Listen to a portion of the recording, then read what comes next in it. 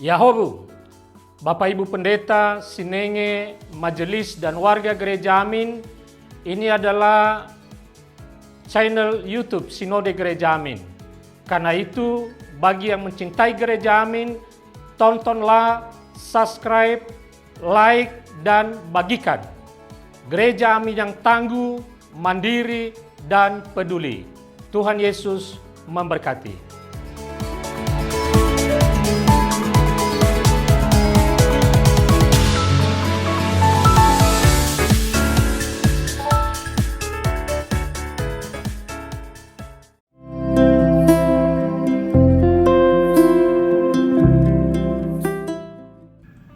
Hai Teens, jumpa kembali dalam acara TFC.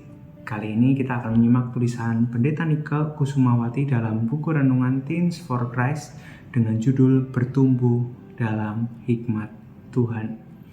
Berdasarkan Matius 13 ayat 24-30 bersama saya Ricky Atmoko. Sebelumnya mari kita bersatu di dalam doa.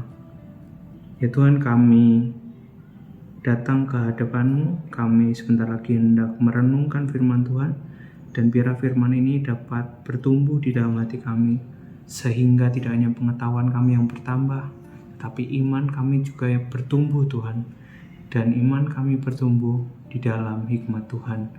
Sertai kami Tuhan di dalam setiap pembacaan, perenungan, dan juga kenyataannya di dalam hidup kami, aplikasi di dalam hidup kami sehari-hari. Terima kasih Tuhan, di dalam nama Tuhan Yesus kami berdoa dan mengucap syukur. Amin. Yang akan menjadi pusat permenungan kita adalah Matius 13 ayat 30b. Saya akan bacakan untuk kita semua. Kumpulkanlah dahulu lalang itu dan ikatlah berkas untuk dibakar. Kemudian kumpulkanlah gandum itu ke dalam lumbungku. Teens, apakah kamu memiliki teman yang nakal? Pernahkah kamu diajak untuk melakukan kenakalan bersama? Apa tanggapan? Dalam kehidupan kita sebagai remaja, kita sering diperhadapkan pada banyak tantangan, baik di sekolah, di lingkungan rumah, maupun di media sosial.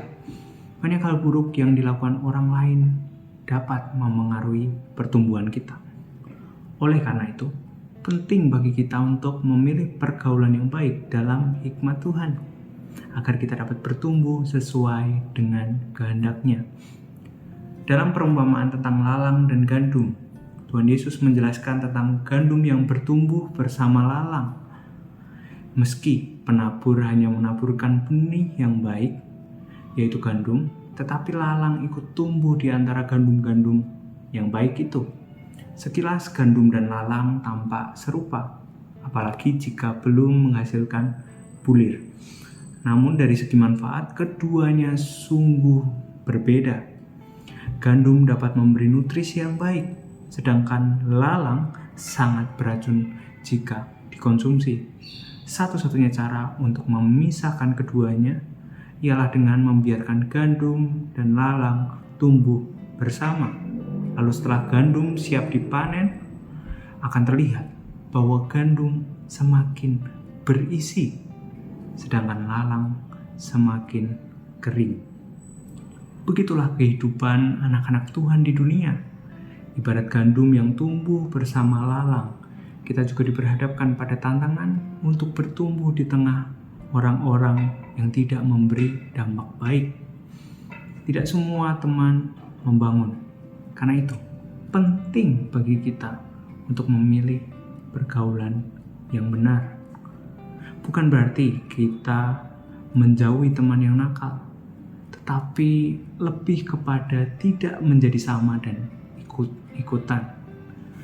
Oleh sebab itu, kita perlu bertumbuh dalam hikmat Tuhan, agar dapat membedakan yang baik dan yang buruk, serta terus bertumbuh dalam kasih Tuhan sesuai dengan kehendak-Nya, sehingga tidak menjadi sama dengan dunia.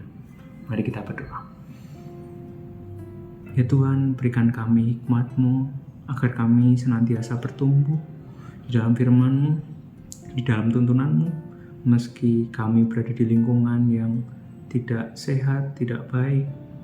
Namun kami percaya Tuhan berikan kekuatan hari demi harinya, melalui firman, renungan, bahkan komunitas di gereja, agar kami tetap setia bertumbuh seperti gandum yang berisi, bukan lalang yang kering.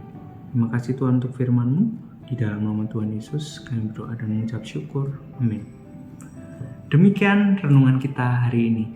Jangan lupa subscribe, like, dan bagikan kepada yang lain. Tuhan memberkati.